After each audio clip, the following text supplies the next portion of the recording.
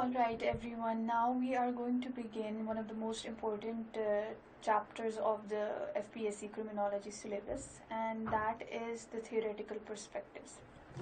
Theoretical perspectives, why is it so important? Because number one, there has not been, except the first year, there has not been a single year in the exams जहाँ इसमें से सवाल ना आया. And there have been a few papers जहाँ पे section 1 के दोनों सवाल ही इसी chapter में से हो, which is why I'm going to focus on this chapter in great detail, and it has been divided into many different parts, focusing on each and every perspective and theory separately. So let's begin the lecture. Now, whenever we have topics related to the theoretical perspectives of criminology, what I have come across is that many candidates, they fail to understand the different branches. क्योंकि normally क्या होता है, when you open up a book, आपके पास randomly different schools of thoughts लिखे हुए आ जाते हैं, फिर foreign different perspectives लिखे हुए आ जाते हैं, different theories with their names, each and everything. And many candidates fail to understand how these theories and how these perspectives are related. आपकी जो syllabus में इतनी चीज़ें लिखी हुई हैं, with the name, how are they related to each other? Are they both opposing schools of thoughts, or are they subcategories of each other? किस तरह से आपस में relate करते हैं? So in order to explain this, I'm going to go over it once again कि किस तरह आपके syllabus में हर mention how all those different perspectives and schools of thoughts that have been mentioned, how do they relate to each other? So the criminological perspectives जो आपकी theoretical perspectives हैं, उसमें basically you have two schools of thoughts. First is the classical school. The classical school of thought. Now the classical school of thought is basically one topic and that is it. इस topic को हम इससे ज़्यादा पढ़ेंगे नहीं, ना ही इसकी extreme detail में जाएंगे, because it is simply one topic and it is irrelevant today. ये this is from a few centuries ago and it is not applicable today to criminology, which is why FPSC and criminology today does not go into its detail, but everyone studying it should have a brief idea कि इसमें था क्या. इससे related अगर question आता है तो it comes either as a 5 marks or a 10 marks note and that is it. Proper 20 marks का क्वेश्चन इस पे नहीं आता. So that is why it is not important to go into the extreme details, but we will go over it enough to make you understand what it is. And the second school of thought is the positivist school of thought. A positivist school of thought is the one that is still applicable today. अब जो criminology हम पढ़ते हैं, it is basically all of this. आपके पास जितनी क्रिमिनोलॉजिकल perspectives हैं, जितनी theories हैं, जो जो सिलेबस में मेंशन्ड है, वो सारा सब कुछ इस पॉजिटिविस्ट स्कूल ऑफ थॉट में आता है. तो that is why this is far more important than this one. So that is why a lot of emphasis will be made on the positivist school of thought and its subcategories. अब इन दो के अलावा there is a very small section, उसका नाम तो mention नहीं है, but a different part over here is the pre-classical. अब ये आपके syllabus में लिखा नहीं है, लेकिन in your syllabus it is written early concepts of crime, early beliefs of crime. तो वो उसमें आ जाता है आपका pre-classical school of thought. So in today's lecture we are going to focus on this and this, enough for you to understand how criminology used to work before and what people used to believe before the positivist school became famous. Alright? तो इसके अलावा आपके जो syllabus में different perspectives और theories है, how are they related to each other. अब हमें पता लग गया कि इसको और इसको हमने ज़्यादा डिटेल में नहीं पढ़ना, ना ही इसकी थीरीज मजीद आगे हमने पढ़नी है. We just have to focus on this. So the 3 perspectives जो आपके सिलेबस में लिखी हुई हैं, biological, psychological and sociological, biological, psychological and sociological, ये सारी क्या है, ये पॉजिटिविस्ट स्कूल की सब थीरीज आप समझ लें. ये उस स्कूल के अंडर डिफरेंट पर्सपेक्टिव्स आते हैं. So basically this has 3 different perspectives inside it. इनको भी हम अलग अलग पढ़ेंगे. अब this is a bit outdated, this is slightly positive. Psychological perspective is slightly relatable today. Biological is very less. The most important out of these is the sociological perspective. Why? Because it is the one that is accepted the most today. अब आपके syllabus में जो social control theory, there is a list of 5 different theories with the names mentioned. वो कौन सी theories हैं? वो सारी sociological perspective की थियरीज हैं.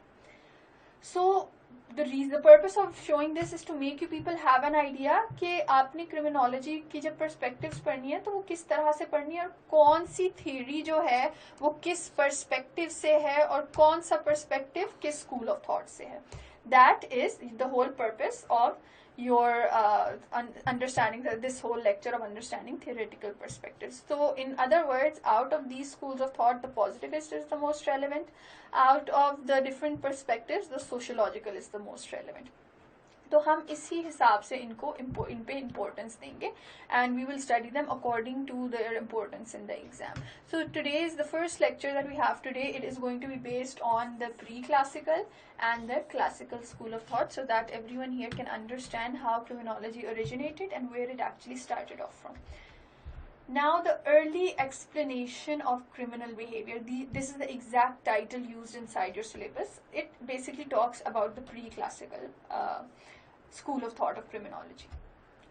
So that is demonology. Demonology. This is the term that is going to be used for the early explanation. Why? Because demonology is one of the earliest theories of criminology.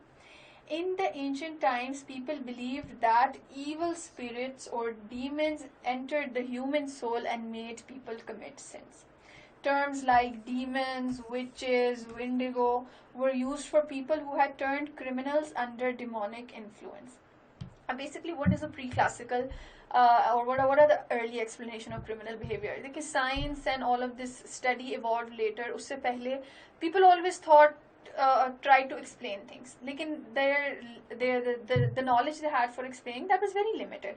तो the only logical explanation they could come up with कि अगर कोई crime कर रहा है तो वो क्यों कर रहा है कि उसके अंदर there is some evil spirit has come, the devil has come, some demon has come inside him, that evil spirit has taken over his body and that is why this person is committing a crime. अब earliest possible और बहुत से for thousands of years यही चीज़ मानी जाती थी. ठीक है. So that was the whole belief. Demons, witches, wendigos, ये different evil spirits and different evil creatures हैं जिनको associate किया जाता था criminal activity से. If any of you know कि पुराने दौर में if you found out okay this person is a witch, they would associate people as by calling them witches. And then जब वो कहते थे कि witch है, they would say कि okay this is a witch, this person is going to commit a crime, and they would burn that person alive, hang them on stakes and burn them. तो पुराने दौर में this was a very very big culture कि किस तरह से कोई भी अगर आपको सस्पिशन है कि किसी में कोई इवल स्पिरिट आ गया they are going to commit a crime तो बेहतर है कि उसको बेहतर तरीका यही है कि उससे पहले ही उसे मार दो. Supernatural powers were considered the best explanation behind crime and sin then. क्या होता था कि किसी के अंदर कोई powers हैं या divine powers हैं या evil powers हैं and that is why he is doing a crime or he is doing a sin. It was believed that a person did not commit crime of his own free will but because he was under the influence of evil. This is a very important part of this. Not commit crime of his own free will. This is what differentiates the pre-classical school from the classical school that we'll study ahead. यहाँ पे कहा जाता था कि अगर कोई crime कर रहा है उसके बस में ही नहीं है, he is not doing it intentionally, he has zero control over it, उसके ऊपर influence है, evil influence है तो वो crime कर रहा है, he has no say in it. Despite new and more accurate theories today, demonology has still not grown totally irrelevant. This is very very true and we have very important examples from our society. Paper में अगर आपके ये आए तो ज़रूर अपनी society की इसमें examples दें कि even though the world has progressed greatly and criminology has become a completely scientific discipline now, issue क्या आ रहा है? People are actually in Pakistani society and in other societies, people still associate criminal activity with spiritual influence or evil influence, demonic influence. होता क्या है कि हम कह देते हैं कि साया हो गया है या जिन और stuff like that. उस चीज़ के साथ हम criminal activity को associate कर देते हैं. This, despite all of this advancement, Pakistani society में अभी भी ये issue आ रहा है. So whenever you are asked about this pre-classical school of thought or the early explanation of criminal behavior, remember to quote the Pakistani society and relate this theory to the Pakistani society because it's criminology in Pakistan. That is what we're studying. Now, after this, जब ये early explanation this continued for centuries, even over thousands of years, finally there was a revolution in criminology and that came with the classical school of thought. Now, the classical school of thought originated during the Enlightenment era in the 17th and 18th century. So, आपको पता है, a lot of you have probably read कि history में there was this era जहाँ पे people began challenging the traditional thoughts and the traditional way of how everything is working. तो उसमें in this Enlightenment era there was a huge change in criminology as well, and people began to challenge that pre-classical theory, and it was replaced by the classical school of thought. Though this classical school of thought is irrelevant today, लेकिन अगर आप उसको pre-classical उससे compare करें, so you will have an idea कि this was a huge revolution. Notable work done by criminologists was Cesare Beccaria and Jeremy Bentham. Previously, punishment would be too severe and cruel. इससे पहले classical school से पहले क्या होता था कि punishments would be torturous. People would be killed. एक तो they would not consider कि crime है क्या. Crime जो भी है उसको या मारेंगे, और फिर मारेंगे भी किस तरह से, torturous method से मारेंगे कि वो he would die slowly. That was the custom of the past. तो this classical school came and actually challenged that. अब इसमें क्या हुआ था, humans did, according to the classical school, it argued that humans did not act according to God's will or under the influence of any other supernatural powers. Previous theory को इसने challenge किया और कहा कि नहीं, इंसान अगर क्राइम कर रहा है तो वो किसी डिवाइन रेवलेशन में नहीं कर रहा, या फिर वो किसी डिमोनिक इन्फ्लुएंस में नहीं कर रहा, वो अपनी मर्जी से क्राइम करता है. It said man is a calculating animal. This is a very important term. Try using these words while attempting your paper. And commits crime out of choice. इंसान क्राइम करता है, अपनी मर्जी से करता है, और वो हर चीज पहले सोच के कैलकुलेट करके प्रोज और कॉन्स वे करके क्राइम करता है. Individuals are guided by pain and pleasure principle by which they calculated the risks and rewards in their action. अब इसमें क्या हो रहा है, this they are basically saying कि इंडिविजुअल्स जो हैं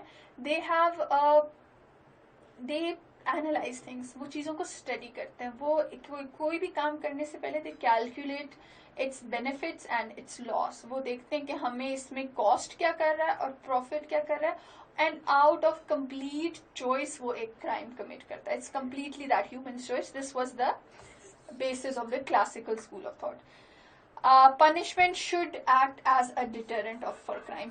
Please use this word deterrent for crime. Why? Because it means कि punishment, पहले तो दौर में punishment was just for the sake of it. बस punish करो, गलत काम किया punish करो. So the classical school said that criminals should be punished, but the punishment should act in a way कि दूसरों के लिए वो एक example बने, और बाकी लोग उसको देख के कहें कि ओके ये इसकी रिस्क्स इन्वॉल्व हैं, this is the pain involve. ये पनिशमेंट जो हमें मिल रही है, ये जो पनिशमेंट उस क्रिमिनल को मिल रही है, अगर हम भी ये काम करें तो हमें भी यही पनिशमेंट मिलेगी. तो उससे होता क्या था, they would calculate the huge pain and the huge risk involved in that crime, and that will somehow stop them from committing a crime. So that is what is meant by when we say punishment should act as a deterrent for crime. And the last point is punishment must be prompt and proportional to crime. Like I said before, पहले उसमें in the pre-classical school of thought, they did not consider कि crime जो है किस level का crime है, हमने किस तरह से पनिश करना है. they would just punish in a horrible manner. So the classical school also challenged that, and it said कि पहली बात ये, whenever a person is convicted of a crime, you need to punish him straight away, and secondly the punishment needs to be proportional to the crime. कि जिस तरह का crime है, जिस सिवेरिटी का क्राइम है, उस हिसाब से उसकी पनिशमेंट होनी चाहिए. Now most of these concepts they're quite irrelevant today, लेकिन ये जो last 2 points हैं ये आज भी माने जाते हैं कि first, punishment should act as a deterrent for crime, कि you need to set an example, even though it has been replaced by some other theories, but it is still somewhat relevant. And secondly, punishment must be prompt and proportional. आज भी जब हम किसी crime के लिए किसी person को punish करते हैं, criminal को punish करते हैं, so we make sure कि if it's a small crime fine से हो जाए, if it's a murder तो he should get life sentence or death penalty. तो इस तरह से crime की जो punishment है वो उस crime की severity के हिसाब से होती है. ठीक है. So this is basically comparing the pre-classical and the classical school of thought, and that is what we have covered here. तो आज हमारा ये टॉपिक और ये topic it has been done. So these two different schools of thoughts have been done, and from the next lecture we will move on to the positivist school. Now, in the purpose of understanding this and including this in the syllabus is so that we are able to understand how we came towards the positivist school of thought and how these different schools of thoughts are comparatively irrelevant today. So that marks the end of today's lecture, and thank you everyone. Allah Hafiz.